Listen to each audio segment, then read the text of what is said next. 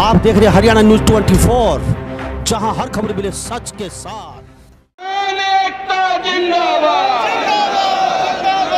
किसान एकता जिंदाबाद, हरियाणा पंजाब भाईचारा जिंदाबाद।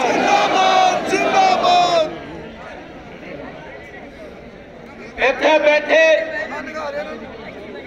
मेरे साडे वड्डे भरा पंजाब तो आए मेरे सारे बुजुर्गों नूं, मेरे युवा साथियों नूं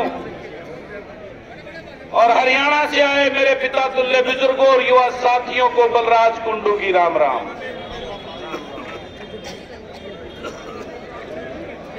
आज कितना बड़ा दुर्भाग्य है,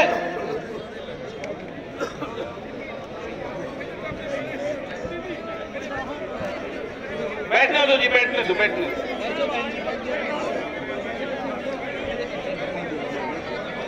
बैठने दो जी, बैठने। माता जी आगे की तरफ आ जाओ, आप बैठ।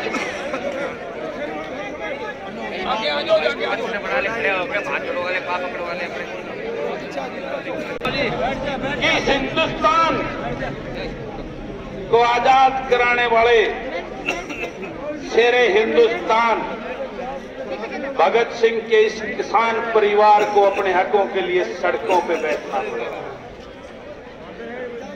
इन शेरों ने, किसानों के बेटों ने अपनी शहादत देकर इस देश को आजादी की सांस दिलाने का काम किया।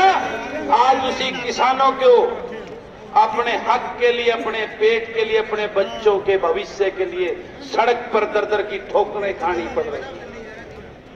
मैं पूछना चाहता हूं इस केंद्र की और प्रदेश की भाजपा की सरकारों के सियासतदानों से, वो कभी हमें खालिस्तानी बता रहे हैं, कभी आतंकवादी बता रहे हैं, कभी को विदेशी देशों से फंडिड हमारे को एक मोहरा बताने का काम कर रहे हैं। मैं पूछना चाहता हूं, यह आंदोलन किसी सियासत के लिए है क्या? ये किसान के हक के लिए और उसके पेट की लड़ाई है।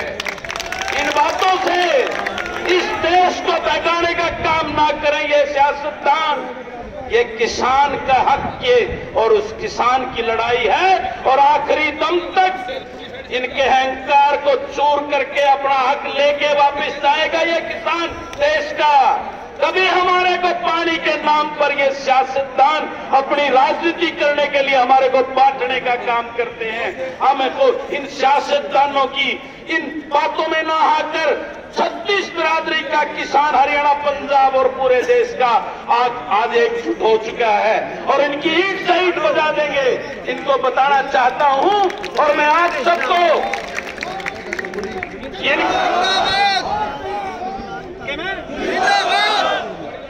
इनके जो मंसूबे, किसान के पास एक अपना खेत होता है, दूसरी उसकी एक पशुधन होता है।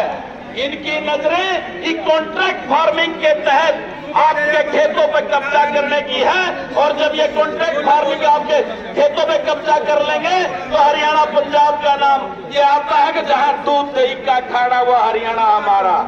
ये हमारी उन भैंसों का चारा नहीं उगाने देंगे हमारे को खेतों में, ये अपनी पसंद का, क्योंकि हमारे उस दूध घी को बंद करवाकर ये ऑस्ट्रेलिया से, यूरोप से दूध लाकर हमारे को बेचना चाहते हैं अपने बिजनेस को बढ़ाने के लिए।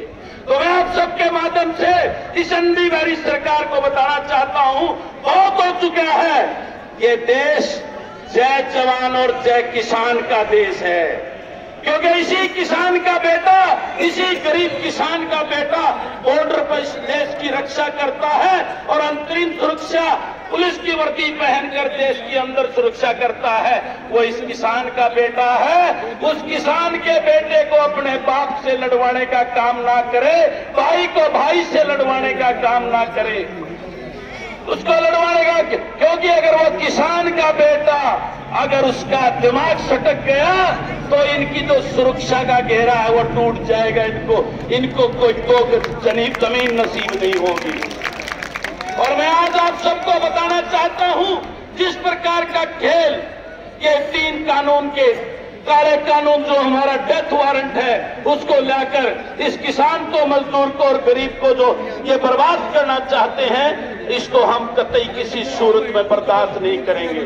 और हमें किसी भी बातों में ना आकर हम सबको अपनी एकता के साथ इस आंदोलन को बड़ी शिद्दत के साथ में हम उसके साथ बैठे हैं और इस अंधी भरी प्रदेश की और केंद्र सरकार को मैं बताना चाहता हूं, जल्द से जल्द इन तीनों काले कानूनों को वापस लेकर मेरा एक किसान जो अपने खेत को छोड़कर आज विदाई का टाइम था और यहाँ जो बैठा है वो हक इनको देने का काम करे और ये किसानों से माफी मांगकर जो शहादत हुई है मेरे किसानों की, उनका सम्मान पूर्वक राजघाट पर सम्मान से उनका अंतिम संस्कार करवाकर उनको सम्मान देने का काम करे। यही विनती मैं आप सबके माध्यम से इस अंधी बहरी सरकार को देना चाहता हूं। और मैं आप सबको एक बात और कहना चाहता हूं, आपको एक बात का और ध्यान रखना पड़ेगा, जो आपकी वोटों पे जो ये सियासत करने वाले राजनीतिक दल हैं, इनके भी होश ठिकाने लगा दो और इनका जो आज आपके साथ नहीं खड़ा है उसका हुक्का पानी बंद करके गांव में आना बंद कर दो। अब ये ट्विटर पे और जो फोटो खिंचवाकर सोशल मीडिया में और अखबारों में छपने का काम कर दो, जो टीवी में चलते हैं, उनको भी छितर मार के अपनी ताकत का एहसान दिला दो कि अब किसान मजदूर का ही राज चलेगा।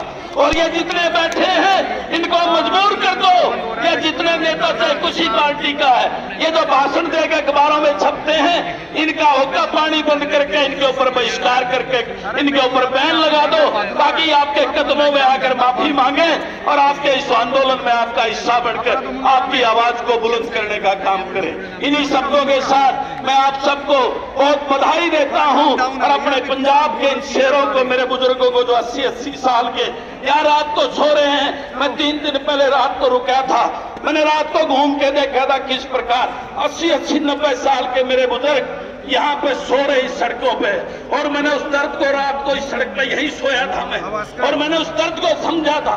तो मैं आपको इस बात के लिए कहता हूं, इस एक दर्द का, इस तकलीफ का इन नेताओं से हमने बदला लेना है, जिनको वोट देकर हमने घाटी गद्दी को भेजा था, आज वो विदेशों में अपनी पत्नियों को लेकर अपनी पिकनिक मना रहे हैं, उनको जवाब देने का काम करना है। इन्हीं शब्दों के साथ मेरी बात में कोई गलत बात निकली हो तो आपका बेटा भाई हूं, मुझे माफ कर देना, लेकिन मेरी अंतरात्मा की आवाज थी। कोई नहीं सर, भारत जय जवान, जय जवान। आप देख रहे हैं हरियाणा न्यूज 24, जहां हर खबर मिले सच के साथ।